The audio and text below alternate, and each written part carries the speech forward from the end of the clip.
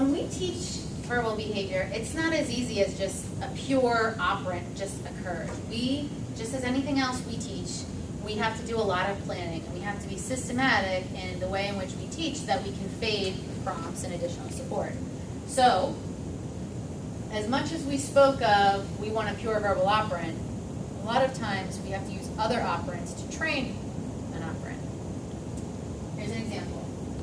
If mom holds up the water bottle to get her son, or to show her son, and to get him to man for it, okay?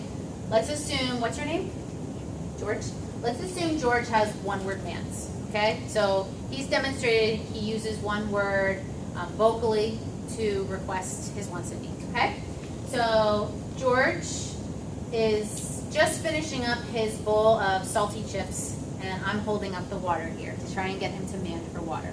Now, when we're teaching manding behavior, our ideal is a pure mand.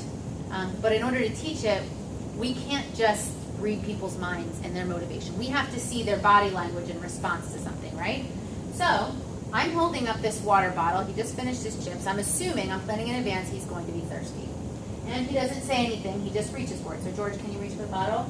Okay, so you're not saying anything within 2 to 3 seconds. So I'm going to prompt you again.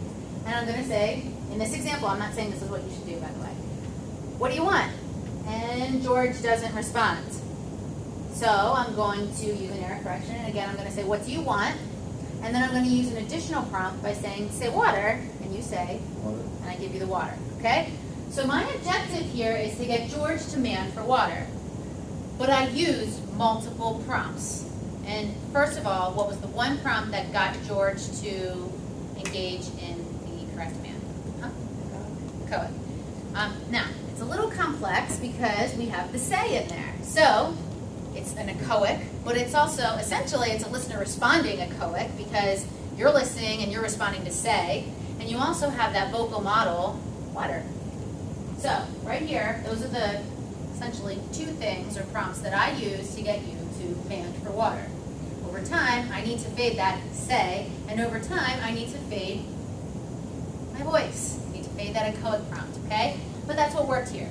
So this can be helpful in the future so that I can get rid of all these other prompts.